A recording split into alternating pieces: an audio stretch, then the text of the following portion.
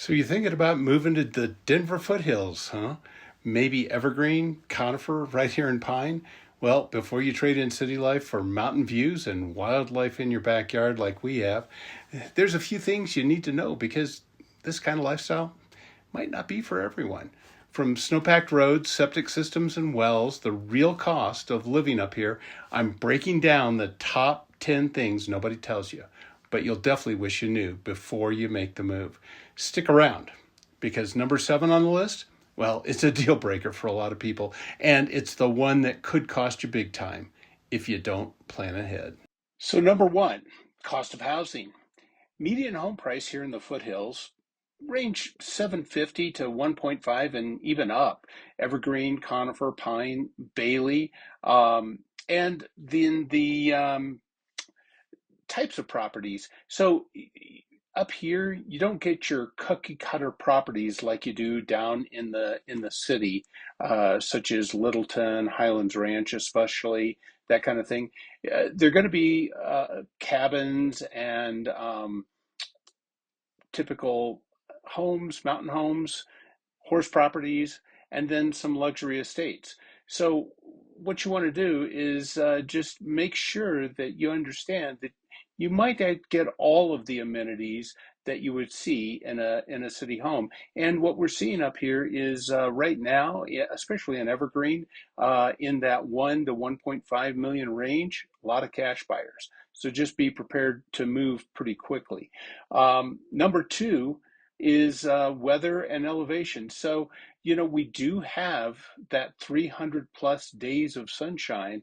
We do have, though, those winter storms. Now, out in the Pine area, they refer to that as sort of the banana belt. So a little bit milder here, a little bit more snow in Evergreen. You get into certain areas of Conifer where you're up at some higher elevations, up on Conifer Mountain and that sort of thing. So again, you want to work with an agent who really understands those little nuances of the different mountain communities just outside of Denver, because not only does the elevation impact how much snow and the types of weather and wind you might get, but also it impacts just the thinner air and that sort of thing. So there are some adjustments to make. Now, we do have fire season, so you want to make sure that you either the home that you're buying has been mitigated, or that you do have good defensible space, or be prepared to do some fire mitigation after your purchase. Number 3, commute and roads. So typically in Evergreen and even Conifer, you're about 30 minutes down into the Denver metro. You can, if you get a little bit further out or into certain parts of the mountain community, you might find yourself more like 45 minutes, even up to 60 minutes to get down to the city. So you want to be able to be prepared for that and plan accordingly with weather and that sort of thing. Just depends on the type of job you have and that sort of thing. There are some winding mountain roads. They're gorgeous, especially in the spring and fall. They're not ideal for low clearance cars. You definitely want to park the Ferrari and be prepared with some all-wheel drive and four-wheel drive. It's not optional, it is survival. Number 4, utilities and services. So expect that you're going to be on well water. You're not going to have city water. It's not a big deal, but you want to work with somebody that understands wells and septic systems. Its septic system is not like having your city sewer as also. So those are just 2 things to expect on that. Some of the areas up here in, for example, Central Evergreen, they are more like on city services. As you get out into more distant parts of Evergreen, and then Conifer, Pine, Bailey, those areas you can expect to be on typically propane or electric for the heat, and some people then supplement that with, of course, wood or pellet stoves and those sorts of things to offset some of that. So again, we can help you budget accordingly for the different heat sources and everything. There are a few pockets around in Conifer and Evergreen that are served by natural gas. Trash, it is likely that it is going to be a private company that is picking up the trash. It's not, like the city services that will come right to the curb and that sort of thing. And again, be prepared. If you've got a bit of a driveway, you may be hauling that trash up to the street.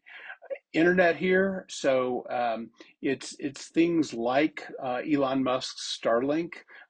There are some point-to-point services like a Rise Broadband or a Netio, those sorts of things. There is the DSL from the phone company. It's certainly slower. You're just not going to have the what you have with Xfinity, Comcast, those kinds of things that you have down in the city, unless you're right in the heart of Evergreen. So again, if you're into a work from home situation, you definitely want to understand what your internet options are. Number 5, we're into wildlife and nature. So you can expect elk. We have a herd of elk that move right through our property, about 100 head of elk. There's deer, there are bears, foxes, some coyotes, things like that. So again, we've moved into their environment. They're not in our environment. So you just need to be prepared for that. You don't want to leave trash out. And yeah, we've got a St. Bernard. Yes, your St. Bernard might get skunked. Outdoor lifestyle.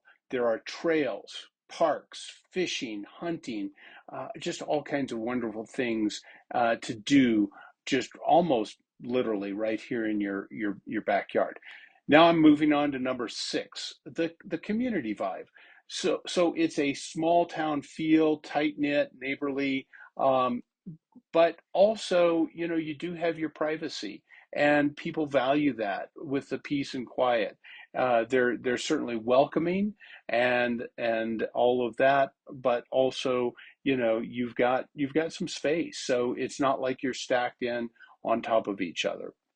There's a number of local events, farmers markets, festivals, community, all kinds of community activities. Conifer has parades and festivals, so does Evergreen. Just again, a variety of things that give you that small town, hometown feel. Now I'm into that number 7 that I referenced earlier, property maintenance. The lots typically are larger, and that larger lot means that there is more upkeep. So you need to think about that. How are you going to remove snow? If you have more than just a few inches, you might need a plow or an ATV like we have, or just working with somebody like a third party contractor. Trees, they're beautiful. We have 2 different kinds of pine trees. You've got your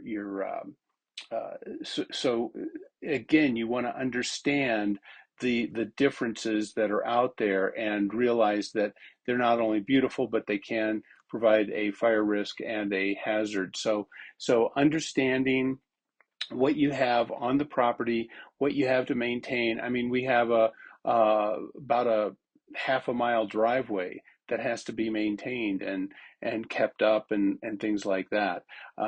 So there's a number of factors to take care of, and like I said at the top of this might not be for everybody. It could be a deal breaker if you feel like the time, the money, the effort just is not what you're willing to trade in. So taxes, cost of living, typically here, slightly lower property taxes than someplace like California or Washington State. Um, they are typically half to 0.7% of assessed value. So those are some things to factor in that are sort of a bonus. The overall cost of living is considered to be moderate. Gas, propane might be a little bit higher. But overall, people really enjoy the overall cost of living. There's no state sales tax on groceries. Um, Number nine, schools and healthcare. Uh, you just need to go to greatschools.org and look at the ratings. But I think you'll be favorably impressed with with what you see there on school ratings in Jefferson and Park counties. You also need to look at some of your services. So once you get into Evergreen and Conifer and Pine and Bailey, you're not going to have a major hospital. There are some medical services up here. To get to your major hospitals, you are about 30 to 40 minutes away down in the Denver metro. There's a lot of telehealth options that are popular for your routine care. And then number 10, your real estate market trends. The market up here tends to be stable with good demand, especially for your out of state buyers. The properties that do come on the market, they typically don't last long, and the property values do tend to continue to increase. So with some of those, that sweet spot I was telling you about, that 1 to 1.5 million, we are seeing more cash buyers for that. And the key for sellers is to make sure that you're prepping the property so that it is really set to sell. And just again, working with a high quality real estate agent, a realtor who understands the mountain community and knows how to help you dial in that home without overspending or overdoing it, because the last thing you want to do is just trade dollars. So what you can do is you can download our buyer's guide. I've got the link here in the video, and then we can chat, and I've got that link below of how you can just have a quick 15-minute conversation with us if you'd like to know more and you like what you hear here. So that's what we've got for you. These 10 reasons people like living here in the foothills outside Denver. Again, typically 30, 40 minutes outside of Denver gets you out of the city, and there's still a super high quality of life that you can really enjoy, and a lot of things to enjoy. Hope you've enjoyed the video. Let me know, and we'll keep these coming for you.